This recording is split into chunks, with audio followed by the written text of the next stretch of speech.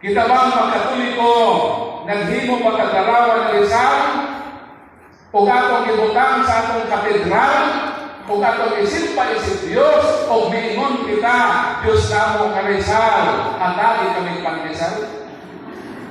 Bakit ka ba sis? Mahiskat na siguro nila. Huwag ito maghimong garawan ng Rizal. Atong ibutang sa atong katedral, atong iisip o isimpa-isip Diyos. Mga butangan nila sa ilaong sa yuta, ang samang mga butangan nila sa ilaong sa yuta. Sulay ito mong tutkot ng imong yuta. Di ba magawa sa iyo ng bito? Di luwati. Wati.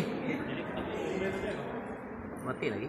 Kita ba mga Katoliko, naghimo pag itagarawan sa mga wati?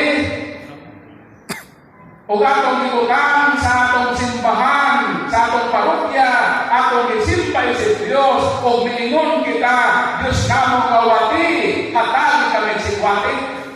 Paris na mo sa pandesal? Wala. Wala din kita maghimong garawan na atong isimpa-isip Diyos. Kung sa mga larawan na niya, kanato larawan sa mga santos. O kining ato mga santos, hindi Diyos na naman sa diyan mag-ampo kita, moingon kita. Moingon ba na kita na Diyos na mo na Antonio, hatali kami kauto? Nabay Katoliko moingon na na? Miingon ba ka mga Katoliko, Diyos na mo na Agustin, pahulungan na ikaw ng COVID-19? Wala. Ang atong tawag nila, San Agustin, San Antonio, San Vicente, iampo po kami. Unsa ang trabaho sa mga santo? Mag-ampo sila sa Diyos para nato, sa ato pa, ang mga santos, wala nato isipan ng Diyos, pinunuha, ihimo nato sila tulay na makaabot ang atong pag-ampo sa Diyos. Palakpakan nato dito.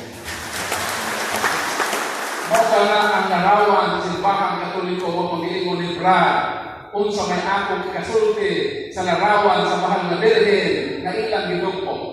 Karang matawhan na Brad, mo na makaaway sa Ginoo.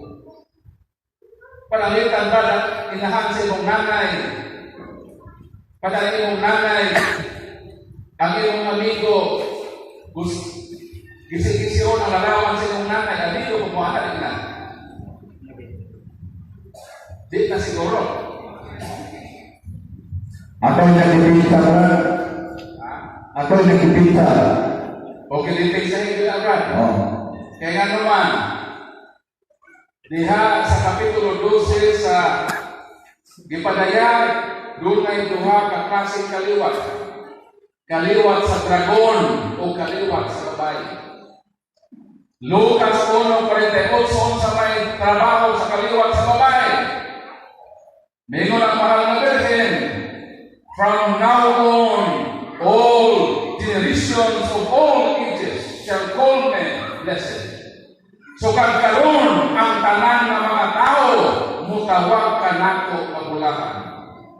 Mao na si bisan kinsang tao na dili mutawag sa mahal na Birhen magulahan, di na siya tao. Tao-tao na sumayan. Unsa ang duty sa tao? 1:48 sa Lucas, ang tanan ng mga tao, mutawag ka nako magulahan.